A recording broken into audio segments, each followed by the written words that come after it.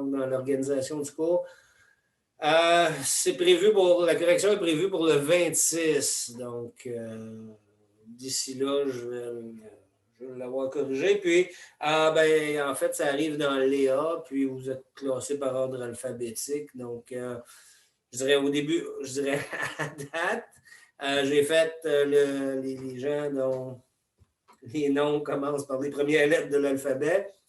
Et c'est moyen. OK? Donc, ça ne dit absolument rien à personne, ça. C'est où les premières lettres, puis c'est quoi moyen. Donc, aujourd'hui, on va entamer l'étape 3. Donc, la compétence du cours va donc être travaillée dans cette étape, c'est-à-dire la rédaction d'une dissertation complète. L'œuvre qu'on va étudier, c'est 99 francs. On vient de faire le test de lecture et l'évaluation, vous aurez, ça c'est marqué plan de dissertation, mais c'est une dissertation complète que vous aurez à faire sur 99 francs. On va aller acquérir des connaissances à propos de la publicité. Ça, c'est le thème principal du livre. On va parler aussi du pamphlet comme genre littéraire. Donc, peut-être qu'on va même réussir à le faire aujourd'hui. Donc, le pamphlet qui est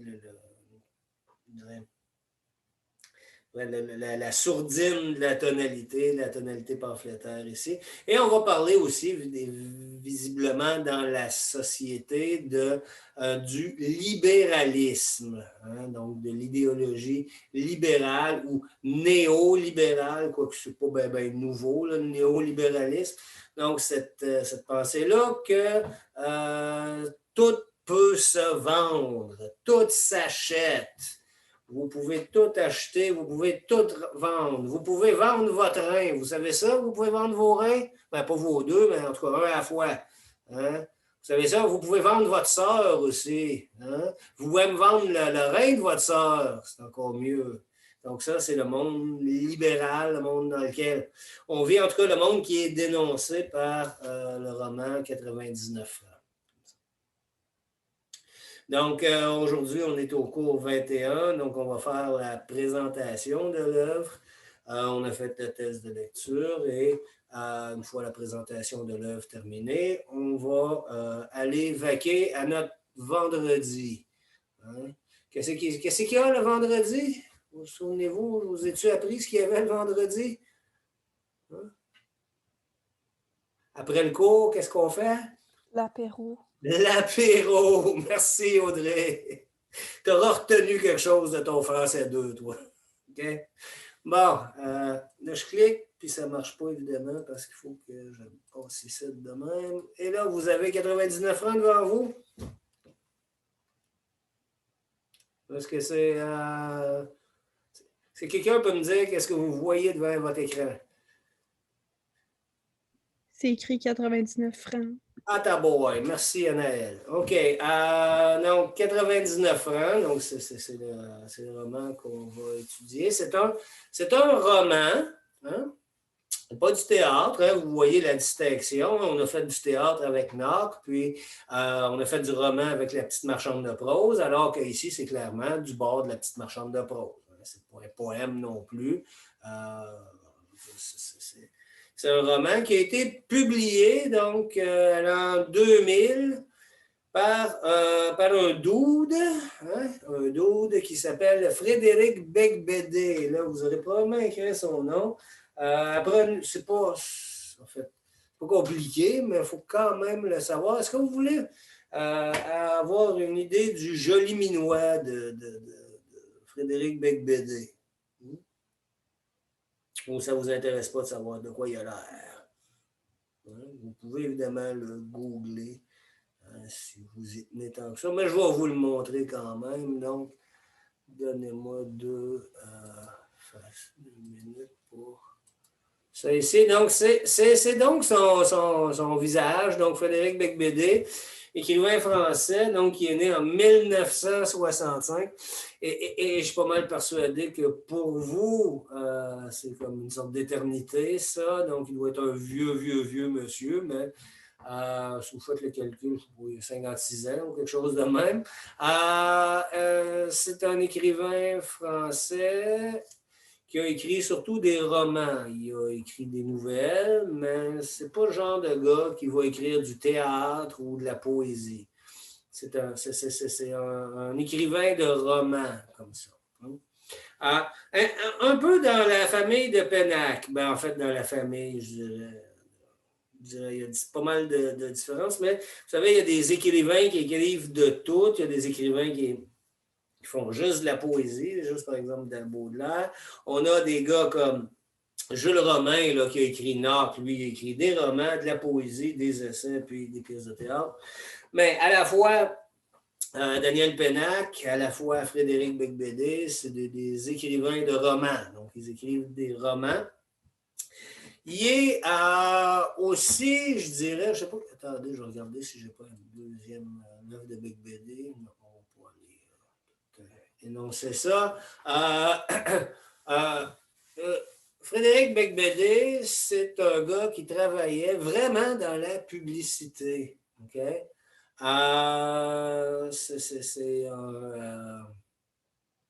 C'est une sorte de... Le terme ne fait pas très français, mais vous connaissez peut-être Golden Boy. Hein, OK? Il est né dans une famille riche. Il a eu tout ce qu'il voulait dans la vie.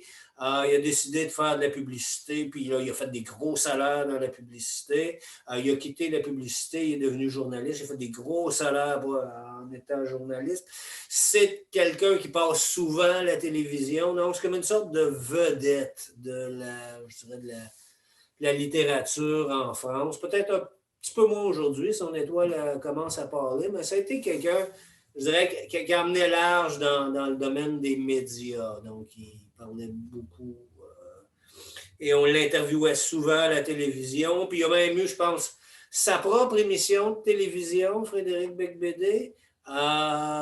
Donc, il a fait ça. Et à un moment donné, il a décidé d'animer son émission Tout nu. OK, donc il a probablement perdu sa job à ce moment-là, mais vous voyez le genre, OK? Donc, c'est-à-dire une sorte de vedette qui va chercher l'attention, qui aime beaucoup recevoir l'attention. En fait, le terme que les Français utilisent pour parler d'un gars comme Frédéric Beigbeder, c'est quelqu'un qui est people. Et il prononce évidemment avec l'accent français, donc il prononce l'anglais avec l'accent français, people. Donc, c'est quelqu'un donc, qui passe régulièrement, je dirais, dans les revues de vedettes, là, comme Paris Match et ça. Il a été, en fait, après avoir été publicitaire, il a été journaliste, qui, en fait, était critique de livres dans les magazines. Et je vous donne ici un display, un échantillonnage des romans qu'il a écrits. Regardez les titres. Ça ne va pas vous surprendre, en fait. Mémoire d'un jeune homme dérangé. Hein? Est-ce que ça aurait pu être le titre de 99 francs, ça? Oui. Hein? L'amour dure 3 ans. Donc, c'est en 97. Là aussi, ça pourrait être le titre de 99 francs. Donc, Windows on the World, ça a l'air de rien, mais ça, c'était le restaurant qui était situé aux derniers étages du World Trade Center. C'était une sorte de restaurant chic, là, donc au dernier étage. Et évidemment, bon, c'est ce qui était le World Trade Center. Et donc, c'est le récit de l'attentat terroriste, mais vu du point de vue de quelqu'un qui s'en allait manger au restaurant. Ça, vous avez d'autres choses, l'égoïste romantique. Hein? Donc, on voit ici même, en fait, la suite du 99 francs. C'est le même personnage d'Octave le même personnage qui va revenir. Après ça, un roman français, Une vie sans fin. Donc, ça ne nous dit rien. Le roman français, ça, il s'était fait arrêter, Frédéric Beigbeder, parce qu'il sniffait de la coke sur un capot de voiture, comme on dit au Québec. Hein? Il sniffait de la poudre sur un hood de char. Donc, et il a passé du temps en prison, ce qui pour la plupart du monde est tout à fait, je veux dire, banal, alors que quand on va dire On est un écrivain de... J'ai perdu mon image, là, hein? Vous ne pouvez pas réduire Zoom. OK, pendant que j'enregistre. Ah, attendez une seconde, il faut que je retrouve mes 99 francs. Ouais.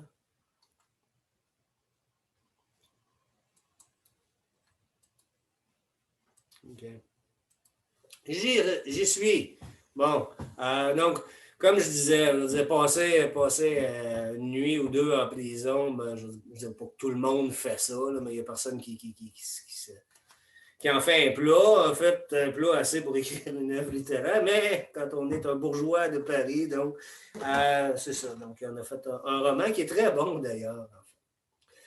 Donc, ça, c'est Frédéric Beigbeder. Donc, il est tout à fait dans le personnage je dirais, Octave et l'auteur, ça se ressemble. Tu sais, c'est vraiment le même, je dirais, le même type comme ça. J'espère que le vrai ne prenait pas autant de cocaïne, mais en tout cas, visiblement, il en prenait et ça l'a mené loin, mais on a une sorte d'adéquation, en fait, qui va faire qu'on peut aussi parler d'une autofiction ici. Je reviendrai à ça. Donc, le 99 francs, le roman a connu un succès populaire, donc autant que la petite marchande de prose. Donc, c'est des romans qui ont été très lus, et puis qui continuent de l'être, en fait, aujourd'hui, à travers des cours de cégep, en tout cas. Mais c'est un succès, ça a marché. Okay? C'est pas un roman qui a pas aller chercher aucun lecteur. Les gens se sont identifiés à ça, à tel point qu'en 2007, on a fait un film. Okay? Est-ce que certaines personnes dans la classe ont vu le film? Ou ont essayé de voir le film plutôt que de lire le roman? Ou mauvaise idée, en fait, de faire ça. En fait, le roman n'est pas si long que ça à lire. Trouver le film, l'écouter, essayer de comprendre, puis tout rabouter après, ça demande probablement plus d'énergie que juste lire le livre. Le film est avec Jean Dujardin. Est-ce que vous avez connu Jean Dujardin comme comédien? Vous avez une idée, c'est qui? Est-ce que Brise de Nice dit quelque chose à quelqu'un? Non, Brise de Nice, non, Cassé, là. Tout le monde disait ça. Mon Dieu. Hein? OK, donc, j'étais cassé, mais en tout cas, c'est Brise de Nice. C'est peut-être beaucoup plus, en fait, pertinent de voir Brise de Nice, le film, donc, que le 99 francs. Ne serait-ce que parce que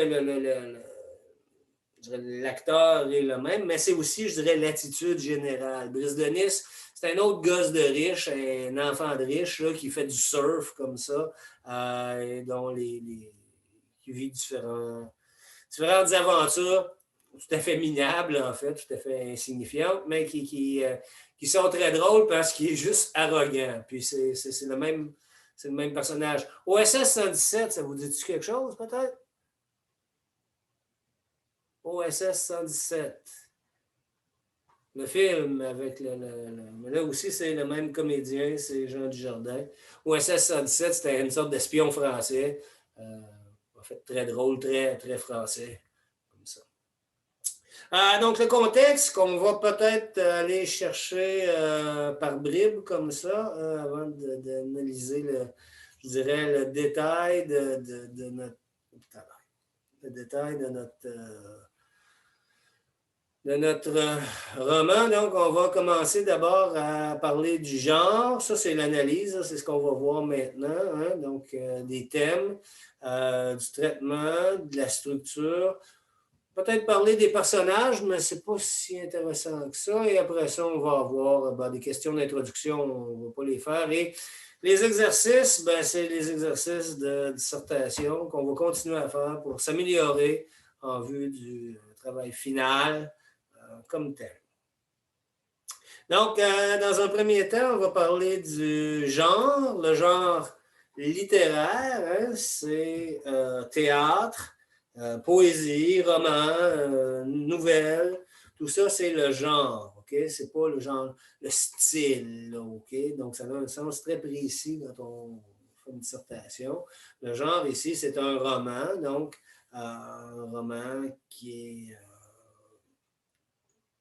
dans un sens, une autofiction. Hein?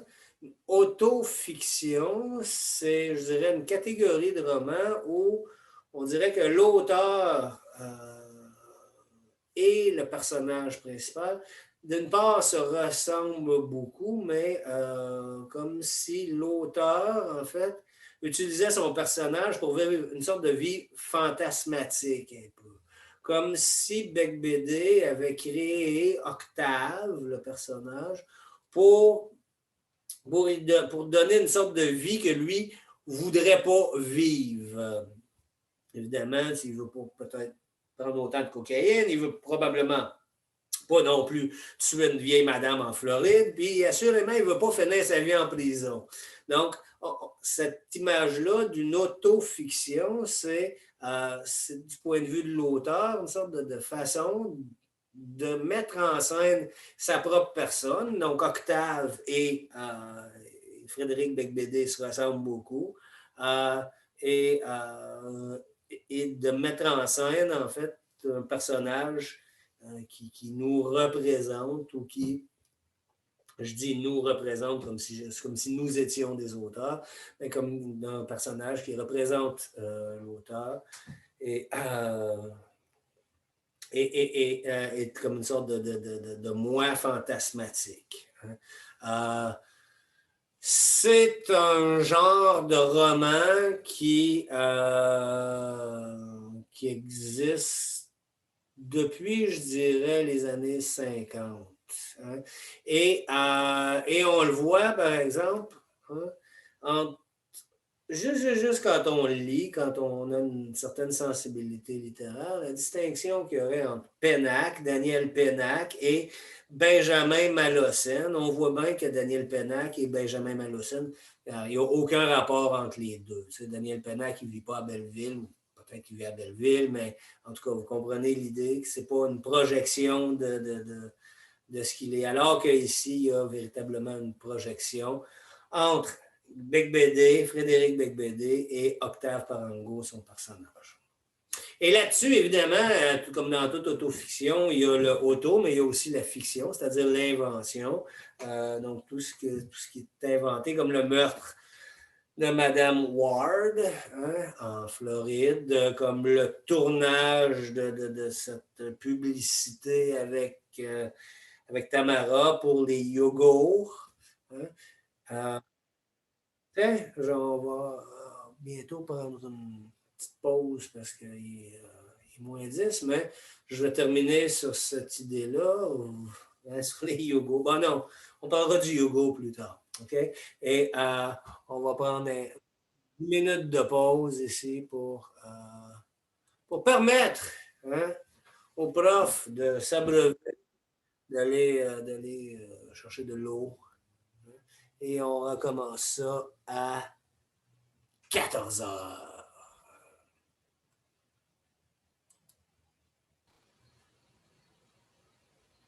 OK. Je vais arrêter 2 secondes la chose parce que je ne me vois plus. Bon, OK. Vous m'entendez? Ouais. Ouais. OK. Donc, on repartage cet écran donc pour parler du genre de 99 francs, donc qui est à la fois un roman, mais aussi un pamphlet. Donc, un pamphlet, c'est un genre littéraire qui est le fun à écrire parce que c'est le PHL. Hein? C'est rare qu'on a ces lettres-là alignées ensemble. Donc, c'est un genre littéraire qui existe. On va en parler, on va le faire au prochain cours, mais je vous amène peut-être lire un texte dans votre recueil de textes. Je pense que le dernier texte du recueil s'intitule Elvis Gratton n'est pas à vendre et c'est un pamphlet du peut-être le plus célèbre pamphlétaire québécois qui s'appelle Pierre Falardeau. si vous avez peut-être eu la chance de croiser l'œuvre de Pierre Falardeau, ben c'est une œuvre très engagée. Donc, ça va vous donner une bonne idée de ce que c'est le pamphlet et par une sorte de hasard infini, non, c'est pas un hasard, c'est moi qui l'ai mis dans le recueil, hein, le thème du pamphlet de Falardeau est aussi la publicité. Hein, ça s'appelle Elvis Gratton n'est pas à vendre. Hein. Pierre Falardeau, c'est le créateur de Elvis Gratton. Donc, je vous invite évidemment à lire ça. Donc, un pamphlet, c'est un genre essentiellement qui dénonce quelque chose. Dans le cas présent, ben, c'est clair qu'il y a une dénonciation de la publicité. Donc, allons-y d'abord ainsi avec les thèmes qui vont se retrouver dans le roman de Bec BD. Donc, le thème majeur, en fait, c'est la publicité, comme ça. Mais je dirais que c'est tellement un gros thème qu'on va être forcé nécessairement de le décomposer en différentes façons. Je dirais le premier sous-thème de la publicité, hein, c'est sans doute la consommation. Hein. C'est le but de la publicité, c'est de faire consommer. Et on consomme, en fait. Et d'un point de vue, je dirais, purement économique, tiens, allons-y. Approfondissons l'idée de consommation. La consommation, d'un point de vue économique, c'est la destruction de la valeur. Hein, si vous avez des cours d'économie, vous êtes en soins, ouais, en soins humains, en sciences humaines, donc... en tout cas, c'est des choses que vous allez voir. Hein. La consommation, je dirais, c'est proche de ce qu'on utilise quand on parle de quelque chose qui brûle, ça se consume, hein, la consommation. Hein, c'est-à-dire le fait de brûler, c'est-à-dire de détruire de la valeur. Et la publicité, en fait, encourage, incite à cette consommation-là. Et en même temps, la publicité veut de la consommation au sens où elle va rapporter de l'argent. Le thème de l'argent est aussi un thème très important. Vous avez noté, sans doute, hein, que, par exemple, quand on a vu Baudelaire, Les Fleurs du Mal. L'argent pour Baudelaire, ça n'a pas l'air d'être quelque chose de si important que ça. Et je dirais même pour Nock. Hein? L'argent pour Nock, c'est comme vraiment secondaire. Je ne pense pas qu'il va s'enrichir comme ça. Mais regardez comment tout d'un coup, on est en 1989, on est en 2000, le thème de l'argent devient un thème important, je dirais, dans la littérature. Dans la littérature française que vous voyez dans votre français 2. Bon. Donc, l'argent, on l'avait comme thème important dans la petite marchande de prose et il revient ici comme un autre thème. Mais en même temps, l'argent ici, donc, est possédé, est important. Donc, on veut faire de l'argent à Danone. Pas de Danone, on l'appelle Madone, donc. Mais je veux dire, l'argent n'est pas tant désiré que dans la petite marchande de prose. Et je dirais, pourquoi l'argent a l'air moins désiré dans 99 francs que dans la petite marchande de prose? Je dirais, c'est parce que dans 99 francs, il est déjà riche. Ceux qui désirent l'argent, ce sont les pauvres. Ceux qui en ont, évidemment, ils en veulent plus et ils vont tout faire pour en avoir plus, mais ce n'est pas une préoccupation comme pour celle des pauvres. Bon. Troisième thème qui habite, hein, qui peuple ce roman. D'ailleurs, comment est-ce qu'on pourrait savoir, si je pose la question comme ça en demandant une réponse rapide, qu'est-ce qu'un thème? C'est quoi un thème? Donnez-moi la définition d'un thème. De ce qu'on parle. Ce dont on parle, okay? De quoi on parle? On parle de publicité, de consommation d'argent et on parle de glamour. Ça, j'aime ça dire ça, ce mot-là, parce qu'évidemment, il y a toujours la façon anglaise de le dire, hein? Glamour. Hein? Alors que glamour est un terme très français comme ça et qui désigne, j'en mets ici en parenthèse le sens, hein, le charme sophistiqué. Okay? Donc, en fait, tout ce qu'on pourrait appeler comme élément de luxe, mais encore là, un luxe qui est sophistiqué. Même si ça coûte cher, c'est pas nécessairement glamoureux. Par exemple, une cabane en bois rond dans le fond du bois au lac Saint-Jean, ça peut coûter très cher et ça peut être très, très, je dirais en tout cas, désiré par des Français, mais ce n'est pas glamoureux parce que ce n'est pas sophistiqué. L'idée de sophistication, c'est l'idée de complexité. C'est pas simple. Hein? Donc, le charme qui n'est pas simple, ça s'appelle le glamour. Et ça va être un thème très, très important dans le roman, hein? Parce que la publicité appelle à utiliser le glamour comme arme de séduction. Et ce que les publicitaires ensuite souhaitent eux-mêmes, c'est cette présence glamoureuse. Vous allez voir, par exemple, on va reparler la ville de Miami, de la façon dont elle est décrite dans 99 ans. Hein, on peut dire que c'est le thème du glamour qui est mis en évidence, hein, c'est-à-dire beaucoup complexe, nuancé, et c'est l'exemple d'un gars. En fait, l'image qui me revient, je pense qu'elle est explicite dans la chose. Un gars en rollerblade qui est tiré par ses 6 chihuahuas en laisse et dont il ramasse les excréments. Donc ça, c'est un exemple de glamour, de sophistication. Autre thème ici, donc on a 8 thèmes dans cette œuvre. L'autre thème va être évidemment la sexualité, on va en parler beaucoup. La sexualité comme thème, c'est pas nouveau, là. Je dirais, en l'an 2000, on en avait en masse parlé avant, puis on en a en masse parlé aussi, je dirais, dans des périodes comme l'Antiquité, même le Moyen Âge, où c'était un thème qui était quand même assez présent. Donc, chaque fois qu'il y avait une joke, c'était comme à la fois peut-être moins une joke de pète qu'une joke de fesses, de pénis et de vagin, comme ça. Donc, c'est la sexualité humoristique, c'est au Moyen Âge, et la sexualité ici, ben, en fait, on pourrait l'associer à la consommation, on pourrait l'associer à l'argent, et explicitement, ça nous amène à la prostitution. Hein? Et regardez comment vous voyez les thèmes ici qui peuvent s'additionner puis donner des réalités qui sont dans le thème. Même Tamara, c'est une prostituée.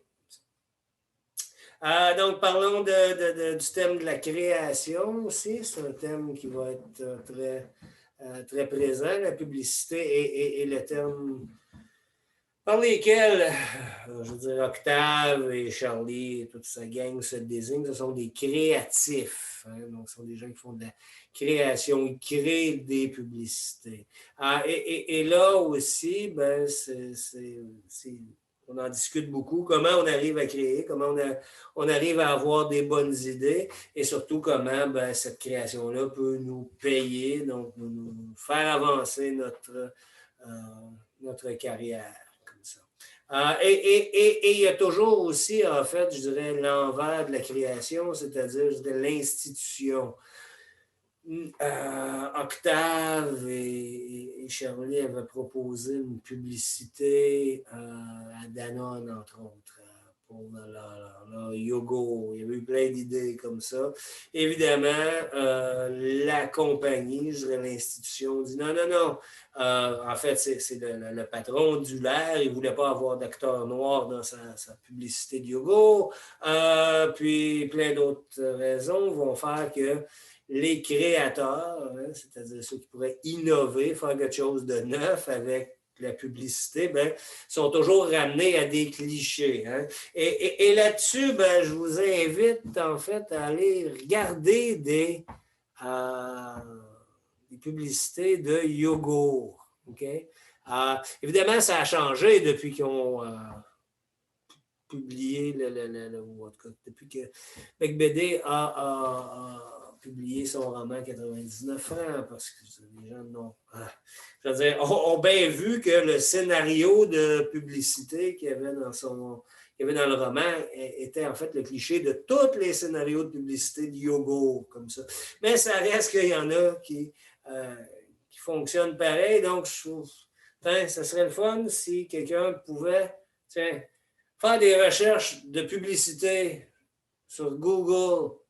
C'est-tu possible, ça?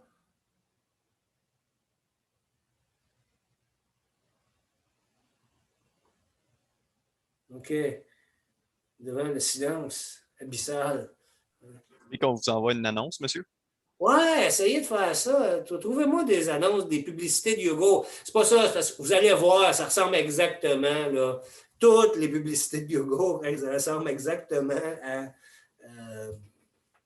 à ce qui est décrit dans le roman. OK, j'ai une conversation. Hein? OK. J'ai-tu quelque chose ici? Mon Dieu, trop vite. OK, hey. Je vais essayer de vous partager ça. Je ne l'ai pas vu. C'est Xavier qui nous envoie ça, Xavier Audi. Donc, s'il y a comme quelque chose qui chie, ça va être de sa faute. J'ai juste écrit annonce Activia Yogurt Commercial, puis il y avait ça. Repeat. And of course, New Year's Eve. Now it's time for me to think about my digestive well-being. Activia contains calcium that supports the normal function of digestive enzymes. Because when your tummy smiles, you smile. Feed your inner smile this January with Activia. OK, je vais ensuite l'arrêter. Mais est-ce que vous trouvez qu'il y a quelque chose qui ressemble à 99 francs dans ce qu'on vient de voir? Ben, comme quand on mange les yogourts, mettons. Ouais, ça mange, la fille est mince, puis c'est comme l'image du manger du yogourt. Mais cherchez-en d'autres, vous allez voir, c'est tout le même modèle, en fait. Tout ça pour dire que dans le domaine de la publicité du yogourt, c'est pas créatif au sens où ça invente quelque chose. On répète essentiellement. On va souvent répéter essentiellement les mêmes affaires. Bon, je pense que je retourne ici dans mes thèmes. Donc, c'était le thème de la création. Le thème de la drogue aussi va être important. En fait, il y a la consommation de cocaïne d'Octave qui va l'amener à l'hôpital, en thérapie, mais après ça, je pense qu'après ça, il commence à fumer du pot. Ça se peut-tu, là? De mémoire, il me semble. Ah, exactement. Ouais. Puis, c'est ça. Donc, c'est cette idée-là de la drogue qui est à la fois une sorte de mensonge. Hein? Donc, on se ment, on fausse la réalité. On a une fausse perception de la réalité. En tout cas, une perception moins plus excitante. Là. En tout cas, j'espère. Sinon, c'est quoi le but de consommer de la drogue? Donc, la drogue ici, comme, en fait, qui est un peu un avatar de la publicité. Hein? Donc, on consommer beaucoup de drogue à cause de la publicité. Et c'est comme une sorte de mythe, dans le milieu de la publicité, que les gens qui travaillent dans la publicité prennent toutes beaucoup de drogue et beaucoup, en fait, de cocaïne. Dernier thème qu'on va étudier, je parle du mensonge, en fait. Qui est aussi, là, on peut l'associer à la publicité, on peut l'associer à la drogue, on peut l'associer, je dirais, à la sexualité quand c'est de la prostitution. Hein, c'est comme mentir, une sorte de relation sexuelle. Et donc, c'est je dirais, la trame de la vie d'Octave, c'est de mentir aux gens. Et je pense qu'il le dit assez explicitement. Ce que je fais dans la vie, moi, je gagne ma vie en mentant aux gens. Donc, ce mensonge-là va en fait contaminer toute l'ensemble de la réalité. Retourner donc, je dirais, dans la ville de Miami, hein, telle qu'elle est décrite dans le roman, et c'est que tout le monde a des, je dirais, parties de corps refaites, des parties de corps transformées comme ça, comme une sorte de mensonge, je dirais, géant, où il n'y a personne personne qui est vrai. Bon. Ça va pour les thèmes? Est-ce qu'il y a des questions? OK, donc on va y arriver avec le traitement. Laissez-moi juste voir ce qui reste. Puis, figure de style, les personnages. OK, ouais, on va le finir. On va le finir aujourd'hui. Là, ça va aller plus vite. Donc, le traitement. Traitement, hein, c'est encore là, très simple. C'est la façon dont on parle du thème. Hein. Les thèmes, on avait la publicité, la drogue, le glamour. Maintenant, le traitement, c'est la façon dont on parle de la publicité, de la drogue, du glamour. Et le premier élément du traitement, hein, c'est, je dirais, la tonalité, hein, l'intention de l'auteur, qu'est-ce qu'il veut exprimer, en fait, et qu'est-ce qu'il veut faire en écrivant ça. Donc, le premier qu'on verra, c'est la tonalité qu'on va dire polémique. Donc, la tonalité polémique, ça vise à, je dirais, convaincre, mais surtout secouer notre interlocuteur. C'est par là qu'il va que ça va devenir un pamphlet. Hein. Ton intention, c'est pas de divertir le lecteur, c'est pas d'y faire peur, c'est pas d'y faire rire ou d'y faire donner pitié des personnages. Quand l'intention de l'auteur, c'est de convaincre ou en tout cas secouer les certitudes de son lecteur, on va parler de tonalité polémique. Et on aura, je dirais, en même temps, et ça c'est particulier à Bec BD, une sorte de tonalité lyrique, une intention d'exprimer une émotion. Okay? Il y a, malgré la critique qu'on a dans le roman, il y a aussi l'expression d'une émotion. Et vous allez voir aussi, en regardant les autres œuvres de BD, qui est romantique, en fait. Et le lyrisme, c'est une, je dirais, caractéristique de la poésie romantique, je dirais, de l'écriture romantique, qui vise à exprimer des émotions comme si elles étaient spontanées. Hein? On en avait parlé, l'expression spontanée des émotions. Les points d'exclamation, par exemple, font ça comme effet. Hein? Donc, c'est comme si c'était tout d'un coup, il y avait un cri du cœur, puis que je sais pas, Octave s'écriait « fuck », point d'exclamation. Hein? Et là, tout d'un coup, ça devient comme s'il le sentait, comme s'il y avait une émotion dans son fuck, hein, par exemple. Donc, la tonalité lyrique, romantique, et pour plein de raisons, je dirais, notre Octave, il ressemble beaucoup à un autre personnage qui s'appelle Octave dans La Confession d'un enfant du siècle, dans le roman de Musset, comme ça. Il va se retrouver le même lyrisme, comme ça. Donc ça, c'est la tonalité, l'intention, à la fois choquer le lecteur, exprimer ses émotions ou exprimer spontanément ses émotions. Et on a maintenant le style, hein, l'autre partie, je dirais, du traitement. La tonalité s'intéresse à quelle est l'intention de l'auteur, hein, ici. Maintenant, l'utilisation effective du langage, de la langue, comment il l'écrit, comment, dans les mots, comment ça se fait, ça s'appelle le style. Hein, donc, le style ici d'une œuvre. On va avoir plusieurs éléments, donc on va dire beaucoup d'expressions, d'emprunts lexicaux, hein, le vocabulaire ici à l'anglais. Donc, ça, il y a déjà que c'est français. qu'on utilise déjà beaucoup de termes anglais, mais on va, par exemple, et généralement pour des choses assez techniques, hein, on va faire un photoshoot hein, de Tamara en Floride. On va aussi, comment dire, faire on va utiliser beaucoup de mots, d'expressions anglaises, hein, comme ils le font, je dirais, presque naturellement en France aujourd'hui, parce que ça a l'air beaucoup mieux de faire du footing hein, que de courir, par exemple.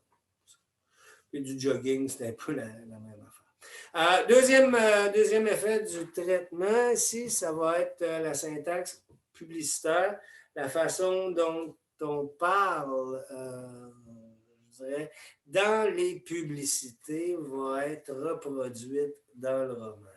Hein? La syntaxe de la publicité, c'est une syntaxe simple avec des images fortes, avec des formules comme ça, qui sont des figures de style, hein, donc on peut parler de figures de style, et qui servent surtout à attirer l'attention, à donner l'expression. Je pense que j'en ai quelques-unes ici, des figures, par exemple, des figures d'opposition. Je ne les ai pas référées aux pages, mais je vais sans doute le faire. Des phrases comme « Ce n'est pas la publicité qui copie la vie, c'est la vie qui copie la publicité. Okay? » Donc, vous remarquez la figure ici, ça s'appelle un chiasme. Hein? Donc, c'est une structure inversée. Et ça souligne l'opposition entre la vie et la publicité. Vous l'avez ici dans « Nous dévisageons les top modèles, mais nous préférerions les défigurer. Okay? » Donc, dévisager, vous comprenez que ça veut dire regarder de façon intéressée et intense. Et défigurer, ça veut dire, mettons, arracher la face, disons-le comme ça. Hein? Donc, vous remarquez qu'il y a visage et figure, mais les deux termes ne sont pas exactement opposés. Donc, dévisager et défigurer, c'est plutôt deux termes qui sont opposés, comme ça. Hein? Ceux qui sont partout ailleurs normaux représentent ici la norme. Hein. Je vous mets des figures de style avec des figures d'insistance, c'est-à-dire des hyperboles. Vous en avez un méchant, vous en avez un char, hein, comme on dirait dans le Québec traditionnel. Donc, des figures d'insistance, des hyperboles. Vous l'avez avec la seule, la dernière, une seule, toujours, tout le monde. Toutes ces formes-là qui sont évidemment exagérées parce que dans la vie, mes petits amis, là, c'est jamais toujours. Dans la vie, c'est jamais tout le monde. Hein, puis c'est jamais jamais. Il y a toujours un flottement. Donc, chaque fois qu'on va vouloir s'aventurer à parler de la seule aventure consiste à baiser sans capote, vous comprenez que vous êtes dans une hyperbole ici. La chirurgie esthétique est la dernière idéologie qui nous reste. Tout le monde aura droit à de longues mains. Ben non, tout le monde, c'est rare, c'est jamais tout le monde. Prévenez-vous si vous trouvez une seule fille moche dans cette ville. Hein? Il y a toujours une fille plus jeune et plus jolie que la précédente. Donc, c'est des formules comme ça qui vont être très fréquentes et qui sont directement issues de la publicité. Hein? J'en ai-tu d'autres après? Non. Après ça, j'ai la structure. Et après la structure, j'ai les personnages. OK, on va aller parler de la structure. Après ça, on pourra aller faire quoi? Qu'est-ce qu'on fait le vendredi après-midi? Apéro, monsieur. L'apéro, voilà. Vous avez appris quelque chose en français d'eux. Il n'y a rien de perdu. Bon, maintenant, la structure du roman. Donc, le roman est structuré de façon chronologique, hein, comme la plupart des romans. Il est composé de chapitres, hein, donc de 6 chapitres, qui sont aussi les 6 pronoms, les 6 pas tant, comment on appelle ça? C'est des personnes, hein? Les 6 personnes qu'on reconnaît par des pronominales en disant je, tu, il, nous, vous, il. Okay? Donc, on a ces 6 pronoms-là qui sont les titres des chapitres. Hein? Vous avez sans doute noté. Le premier commence par je. Et on peut dire essentiellement, il nous parle de publicité. Le deuxième chapitre nous parle qui s'intitule Tu, nous parle de la drogue que consomme Octave, comme ça.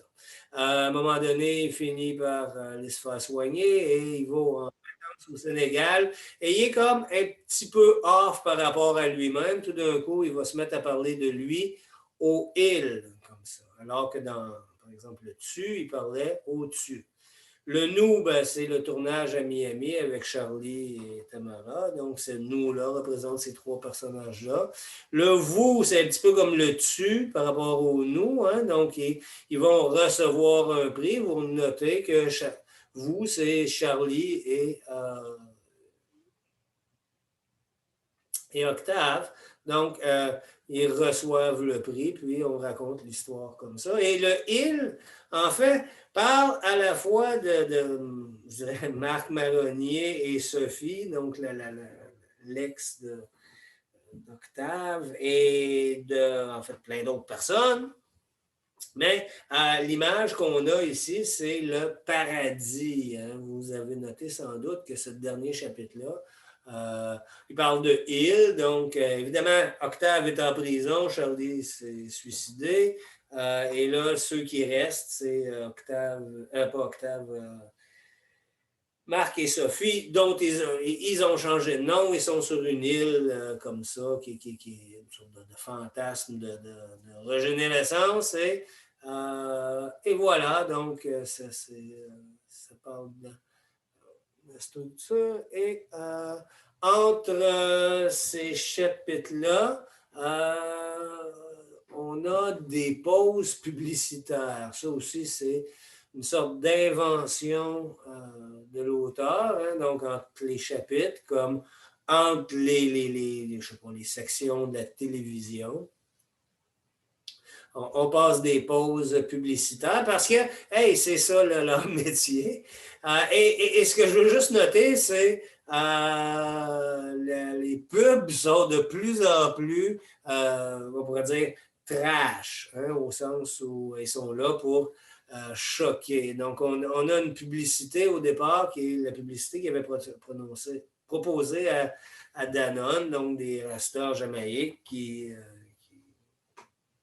mangent du yogourt. Après ça, on a une publicité sur le savon et la cocaïne. Après ça, c'est Jésus qui vend de la cocaïne, comme ça. Après ça, on a un vidéoclip qui fait la promotion de la prostitution. Et enfin, on a une publicité qui encourage le suicide. Donc, il y a comme on pourrait dire une gradation ici, donc dans le sordide de ces publicités-là. Je termine avec les personnages qu'on pourrait peut-être faire au prochain cours, parce que j'en ai quand même Octave, Tamara, il y a bien des choses à dire. OK. Fait qu'on on va écourter donc la présentation.